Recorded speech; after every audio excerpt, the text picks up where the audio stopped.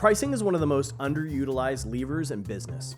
I'm Kyle Racki, CEO of Proposify, and as the proposal experts, we've helped thousands of B2B service-based businesses close bigger deals and grow their revenue. I'm going to teach you the expert pricing strategies so that you can stop competing in a price war and increase your profit margins. Let's talk about why does pricing even really matter. So there's only 3 ways to grow a business. It's that simple. You can acquire more customers, you can charge more from the customers you have, and you can keep customers around longer. That's it. You've only got 3 things, and that's pretty much the truth with every kind of business. One of the greatest levers that you have is your ability to extract more revenue from the customers you bring in the door, and yet it's also the strategy that gets really put on the back burner for most businesses. They're just concerned with driving more leads, more customers in their funnel, which is the most expensive way to grow your business. The least expensive way is to actually just get more from the customers you have.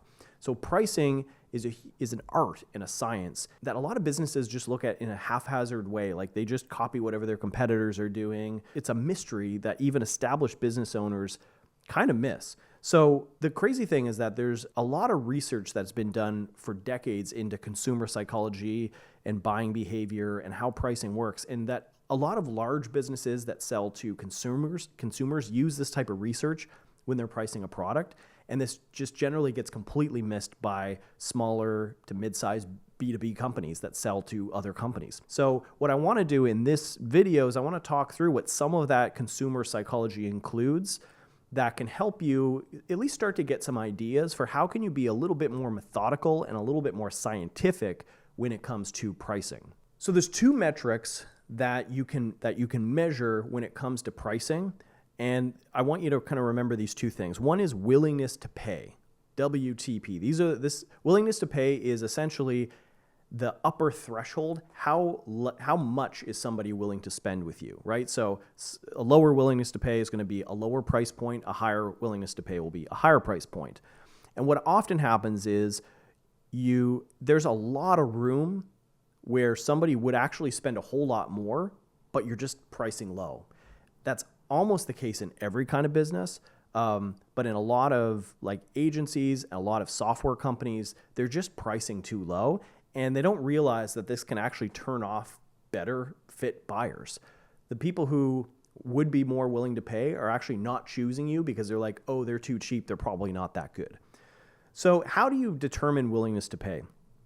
One of the most tried and true ways is what's called the Westendorp pricing survey. Price sensitivity meter. This is a pricing survey that you would send out that asks 4 questions. At what price would you consider the service to be too expensive? At what price would you consider the service to be a bargain? At what price would you consider the service to be too cheap and then suspect its quality? And at what price would you consider the service to be expensive but worth considering? And so if you send this survey to 500 survey respondents, the idea is these 4 questions will help you settle in on the right price. You can also segment all of this data so you can see across different company sizes, different industries, where the willingness to pay lies and who is actually willing to pay you the most money. And this can be used to help set your prices. The other metric that you would look at is likelihood to buy. And again, this can be found often through survey data, where you basically ask your potential buyers one question: on a scale of 1 to 10, how likely are you to purchase this service within the next 6 months? And the responses, again, segmented by all the different ways that you want to segment, will show you which parts of the market have the highest likelihood to buy. And essentially you want to marry that data together and say, okay, this group has the highest likelihood to pay and the highest willingness to buy. So that's what we're going to set the pricing. And this might also tell us where we want to focus our sales and marketing efforts. Okay, so you've got this information. Now what do you do with it? Before you set your price, you have to get the pricing model right. That's arguably more important than the actual price that you set. So let's use the example of a SaaS company, a software as a service company. There's so many different ways to set your pricing. It could be on a per seat basis. It could be based on a value metric, like the amount of data that you consume, like a usage-based model. There's all these different ways to actually price, and it's so important to get right because if you price the wrong way, it's not going to resonate with your potential buyers. They're going to get confused. They're going to be like, why are they pricing it that way? The price doesn't necessarily correspond to, or the model doesn't correspond with their perceived value. So let's talk about, for service-based businesses, what are the different pricing models that people use? Now, one of the most common ways in service businesses is to price by hour. And I've said it many times before, it is the worst possible way to ever price your service. It's bad for you as a business and it's bad for your clients. Why? Because clients always assume, sometimes rightly so, that companies that price by the hour are just padding their hours and they're taking way longer to do things than they actually take because that's how they make money. Internally, it's really bad for you because you're punishing your own business for getting more efficient and better at your job, right? So for a lot of business, like if you were a product business, if you were able to get your internal costs down, you're just increasing the profit margins, right? Because your stuff's getting less expensive to make and you're not passing that saving on to the buyer. You're just getting way more profitable and efficient. If you charge by the hour, you're basically saying, if it only takes us 2 hours to do something that used to take 10, we're going to eat the cost and we're going to suffer for that. So hourly based pricing, great for noobs, not great for more established businesses. The next pricing way to do it could be tier-based pricing. And so this, I think, is one of the most effective ways of pricing. It's really great for SaaS businesses, but it's also really great for service businesses, which is to put things into tiers, a good, better, best model. For some reason, people think in threes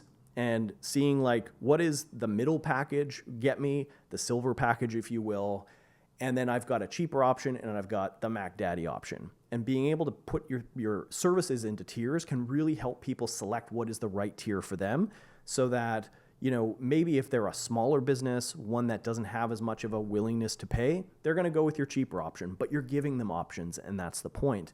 If you only present one price to your potential buyer, then it's either too expensive or too cheap. You don't really know which one. This gives you options and it gives them options. Another way to do it would be a retainer-based model where it's just an ongoing subscription. And this can certainly be, you can use tiers for this as well. In fact, I recommend that you do. But a retainer is essentially just a subscription for your services. And, if you do tier-based or good, better, best pricing, then you can get really explicit about what each of those tiers include, so that if the client is asking you to do things above and beyond what's included in that package, this is an upsell opportunity. And we've done another video around upselling and cross-selling strategies that you should check out. All right, so there's two more models that I want to talk through, again, for service businesses, which is value-based pricing and performance-based pricing. Now, these might sound very similarly, and they are, but there's a slight nuance to it that I'll go through. So essentially, performance-based pricing, again, this could still be good, better, best model, is basically saying we're going to capture some of the upside from the value that we deliver to our client, which means that it makes it a little bit less expensive for the client if you don't deliver on results. It puts more onus on your business, but you're also able to charge more if and when you do deliver those results. So this might be, a lead gen agency that, based on your criteria, they say, hey, if we're able to deliver 500 leads to your company at the end of the 3-month mark, then we're going to get a bonus on that. It can really make your business more accountable, and it's often perceived very valuable to the end client. It's just more risk on your end that you need to manage. You actually do need to hit that number, and you also need to track those numbers and make sure that they're very clear and transparent, so there's no dispute over whether or not you actually hit the number. Value-based pricing is similar, but a little bit different. This is where the value is a little bit more ambiguous. It's not as easy to measure, but to the client, they're able to perceive the value of the service you're delivering.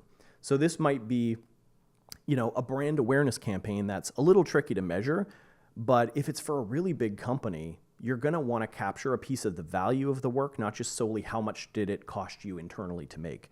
So a great example of this would be if you were doing a marketing campaign for Apple versus a marketing campaign for your local mom and pop plant business. The work itself might be the same. It might take the same amount of effort, but clearly you're going to deliver a lot more value to Apple, who sells 1 billion more iPhones because of your work, than the smaller shop sells in plants, right? So the idea here is that you're able to say the work is worth X and we're capturing a percentage of that value. So it's only going to add profit to your bottom line. So if you put into practice all these strategies, if you put in some research, use data to make these decisions, you create a lot of choice for buyers, you create optionality, ideally you capture some of the value you create. If you do all this stuff, what is actually going to help you do is increase the lifetime value of your customer. A lot of service businesses don't think about LTV the way some other types of businesses do, But essentially think of it this way. Every time you bring a customer in the door, as long as they're with you and they're generating a certain amount of revenue during their time with you, on average, that's going to equal a lifetime value. I think I've heard it said somewhere before that the average Starbucks customer has a $20,000 LTV. In their whole life, they're going to deliver about $20,000 to Starbucks. What is your LTV? Do you even know what it is? First of all, capture that based on how long most businesses, most clients are with you.